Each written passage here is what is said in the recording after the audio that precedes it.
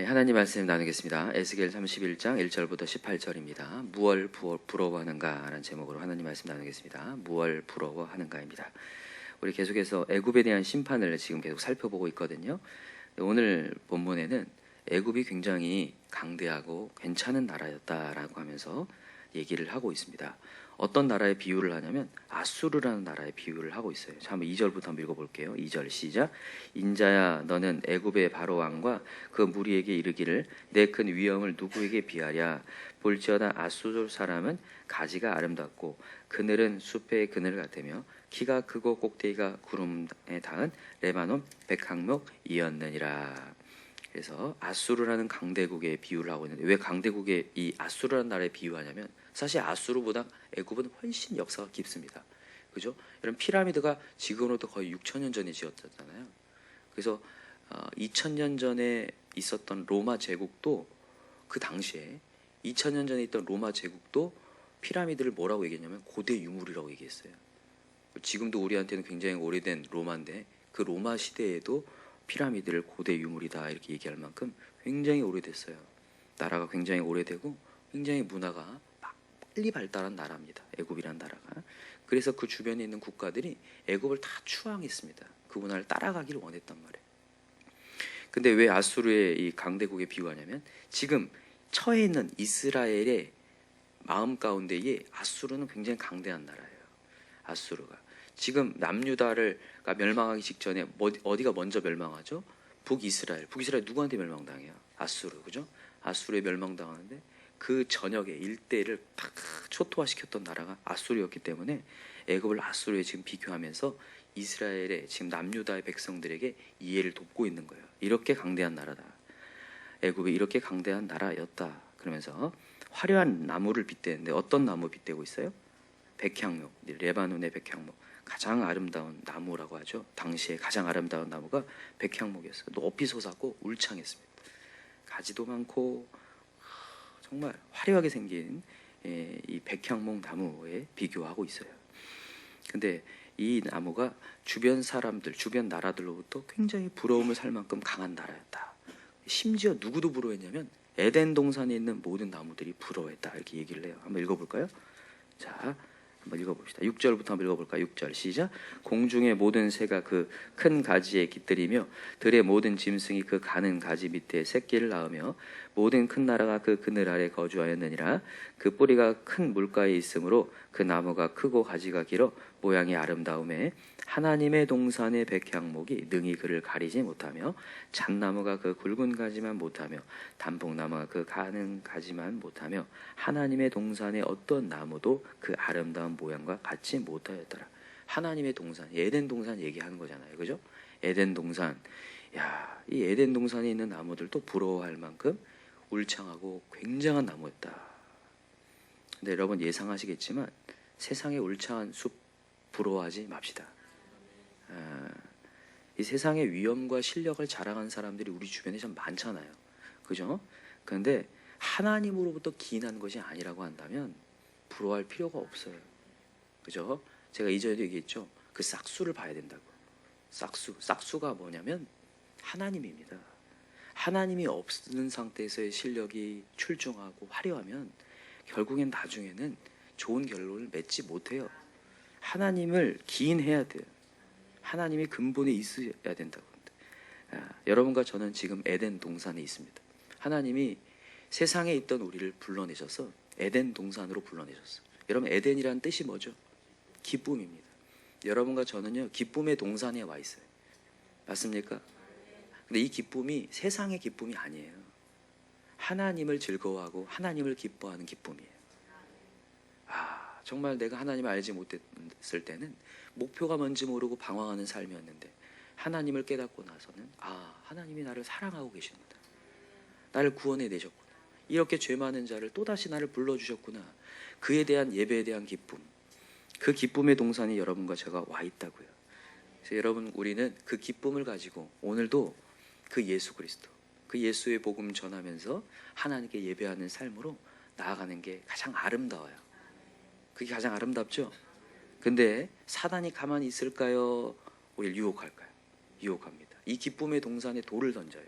돌을 던져가지고 우리를 주목하지 못하게, 누구를요? 하나님 주목하지 못하게 만들어요. 여러분, 아담과 하와가 하나님께서 아담과 하와에게 이 동산의 모든 실과 다 먹으라고 했습니다. 어디 하나만, 동산 중앙에 있는 뭐만, 선악과만 먹지 말라고 했어요. 근데 사단은 그거 주목하게 만들죠. 그거 하나, 허락되지 않는 그거 하나 주목하게 만들어서 기쁨을 깨려고 해요. 여러분과 제가 오늘도 명심해야 돼요.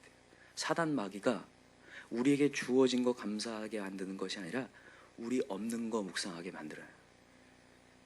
그래서 그것을 부러워하게 만들다가 기쁨의 동상을 깨뜨려요. 그래서 하나님을 주목하는 것이 아니라 그 사람을 주목하면서 우리를 무너뜨린다고요. 오늘 지금 에덴의 동산에 있는 나무들이 모두 어떻게 하는지 보세요. 9절 이제 읽어봅시다. 시작. 내가 그 가지를 많게 하여 모양이 아름답게 하였더니 하나님의 동산 에덴에 있는 모든 나무가 다 시기하였더라, 부러워하였더라, 이렇게 얘기했어요. 사실 오늘 본문의 메시지는 애굽의 심판이지만 우린 뒤집어서 갑시다. 이 애굽을, 화려함을 부러워하고 있는 우리의 모습일 수 있기 때문에 이 메시지로 한번 가봤으면 좋겠어요. 여러분, 10계명 중에 마지막 계명이 뭡니까? 내 이웃의 물건을 탐내지 말라. 탐심은 곧 뭐나? 우상 숭배다 그랬어요. 하나님이 주어진 거 말고 다른 거 부러워하는 순간 그때부터 우상 숭배다. 여러분, 부러움을 어떻게 알 수 있냐면요, 갑자기 어느 순간 내가 초라해지기 시작한다. 그때 부러움이 찾아온 거예요. 그때 참심이 찾아온 거라고요. 하나님이 지금 나에게 주신 재물이 있고 부가 있고 이 정도의 명예와 이 정도의 집과 이 정도의 가정이 있는데 갑자기 어느 순간 내 옆에 있는 사람을 보면서, 내 이웃을 보면서, 조금 잘 나가는 친구를 보면서 갑자기 내 마음 가운데 초라함이 찾아왔어요. 그때 이게 시기심이 온 거예요. 이때 탐심이 온 거라고요. 하나님은 지금 나에게 주어진 것으로 자족하고 족한 줄로 알며 하나님을 감사하며 하나님을 주목해라. 그래야 네 마음 가운데 기쁨이 있다. 그 기쁨의 동산으로 불러주셨는데 사단 마귀가 이 세상의 것들을 보기 위해서 우리를 부러움을 사게 만든다고요. 그래서 우리를 무너뜨려요. 오늘도 우리 명심합시다. 주어진 거 감사합시다.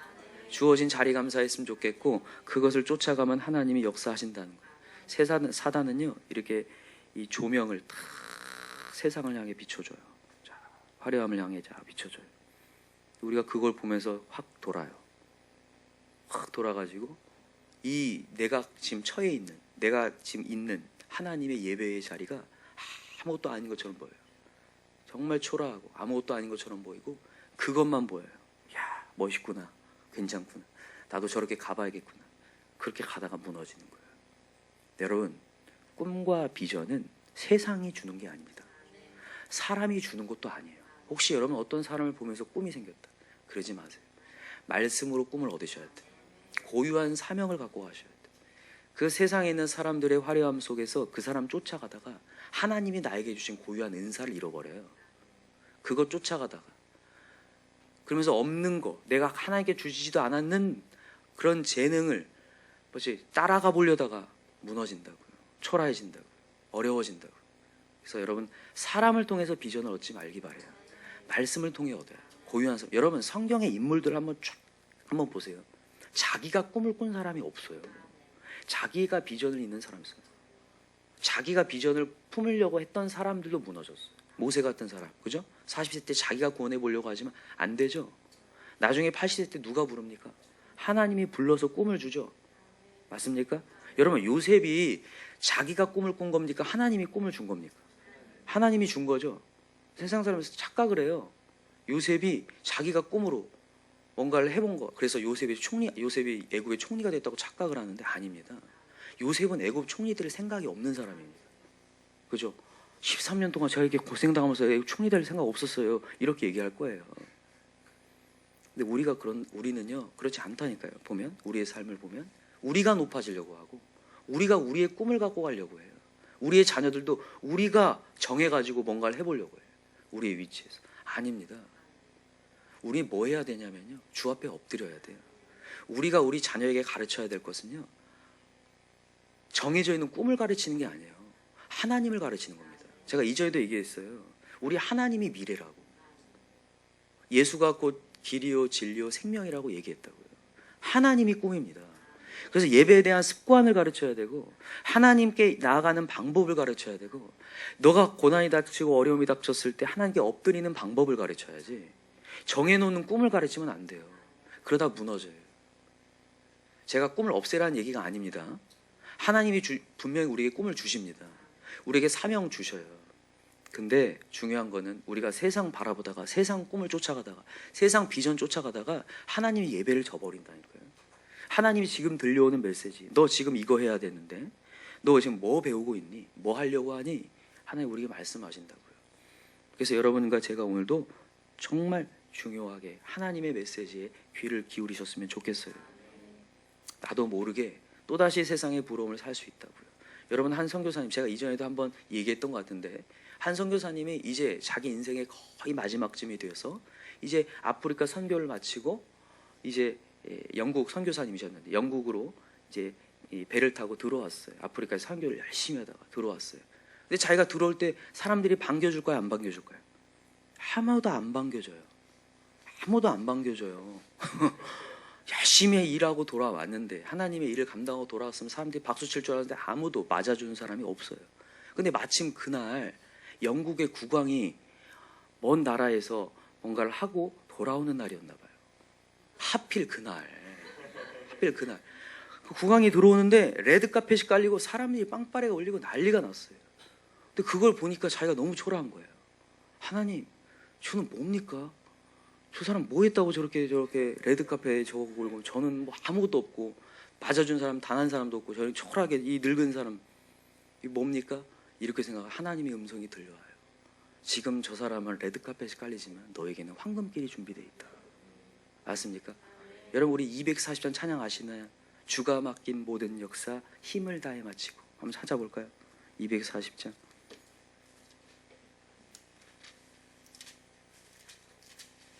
이 찬양에 황금길이 나오죠. 자, 어디 나옵니까? 4절 같이 읽어볼까요? 자, 읽읍시다.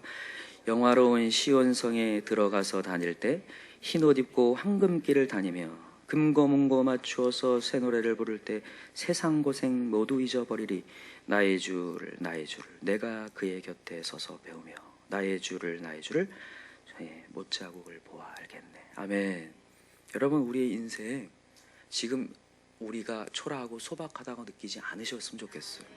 우리에게는 하나님의 화려한 천국이 기다리고 있습니다.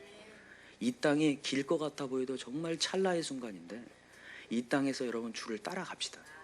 그리고 오늘도 하나님이 주신 말씀대로 갑시다. 그 말씀이 비전이고 꿈입니다. 오늘도 나에게 어떤 사역을 맡겨줄지 모르는데 그거 따라가는 거예요. 여러분, 하나님께서 이제 우리 다음 9월 달부터 여호수아의 메시지를 나눌 텐데 여러분, 여호수아가 가나안 땅 들어가면서 했던 첫 번째 전투가 뭡니까? 여리고성 전투죠. 여러분, 근데 그게 전투라고 할 만합니까? 한 게 뭐예요? 이스라엘 백성이 뭐 했는지 전투예요, 그게.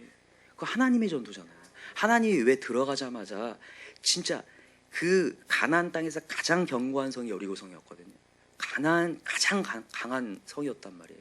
근데도 불구하고 하나님은 거기를 이스라엘 백성이 전투하게 하지 않으셔요. 뭐 하라고 합니까? 돌라고 해요. 정말 돌아버리게. 인간적으로 생각하면 돌아버리게 생겼어요. 진짜 돌라고 하는데 뭐 하는 짓이에요? 가서 때려 부셔야지. 오한마라도 가서. 근데 돌래요. 왜 그런 줄 아세요? 하나님이 한다는 거잖아요. 근데 그때 뭐라고 얘기하냐면 하나님이 입을 벌리지 말라고 얘기해요. 6일 동안 한마디도 하지 말고 돌라고 그래요. 왜냐하면 연습시키는 거예요. 여러분, 입을 벌리면요 돌면서 무슨 얘기할까요? 감사할까요? 불평할까요? 불평해요. 이거 뭐 하는 짓이야. 가서 뭐라도 해야지. 근데 돌래요. 여러분과 제가 그 연습이어야 돼요. 우리 자녀들에게 그 연습 시켜야 돼요. 하나님 앞에 순종하는 연습. 정말 내 뜻대로 안 돼도 하나님이 하라면 되는 거구나. 그 연습 시키는 거예요. 그 연습이 먼저예요. 어떠한 세상 사람을 부러워해가지고 그 꿈을 향해 뛰어가라. 그렇게 가르치면 안 되고 하나님 앞에 굴복할 수 있는 삶을 만들어야 돼요. 말씀을 듣고 내 뜻에는 이해가 되지 않지만 오늘 하나님은 돌라고 하신다. 왜냐? 하나님이 이루시니까 도는 거예요. 여러분, 저는 우리 교회가 새벽 예배 이렇게 와 있는 것을 감사한다니까요. 오늘 우리는 여리고성을 도는 거예요.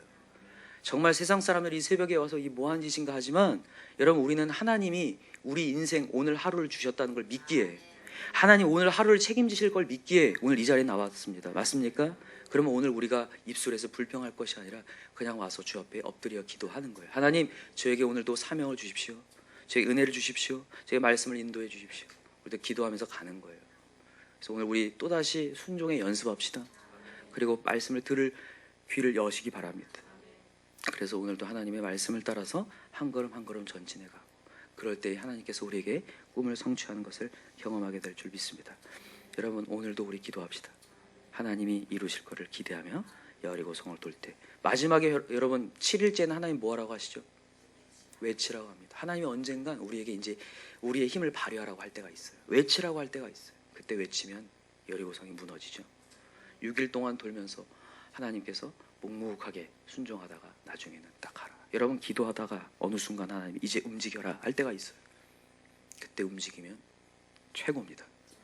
그때 움직이면 그게 제일 적기고, 그때 하나님의 역사를 이루겠다는 거예요. 그래서 오늘도 하나님 가라고 하면 가고, 멈추라고 멈출 수 있는 그런 순종의 사람 다 되시길 간절히 기도합니다.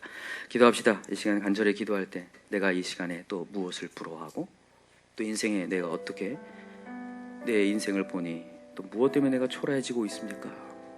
하나님이면 충분하다고 했는데, 말씀이면 충분하다고 했는데, 예배의 자리면 충분하다고 했는데, 오늘 말씀에 인도받으면 충분하다고 했는데, 그러면 가장 기쁘다고 했는데, 어느 순간 내가 또 누구의 옆에 있는 사람을 보며 부러워하고, 내 인생이 맞는 건가? 내 인생이 너무 소박한 건 아닌가? 오늘 그렇게 내 마음을 떨어뜨리지 않게 하시고 하나님을 바라보며 기쁨을 누릴 수 있는 우리가 되게 하여 주옵소서. 지금 우리 간절한 마음으로 기도하시고, 특별히 우리의 자녀들에게 순종의 영이 부어지고 하나님 말씀을 들을 수 있는 귀를 열어달라고 우리 기도하시고, 우리도 마찬가지입니다. 하나님 말씀을 들을 수 있는 귀가 열리는 역사가 일어나게 되고, 이 시간에 간절한 마음으로 주여 삼창 부르고 기도합시다. 주여, 주여, 주여. 하나님 아버지 감사합니다.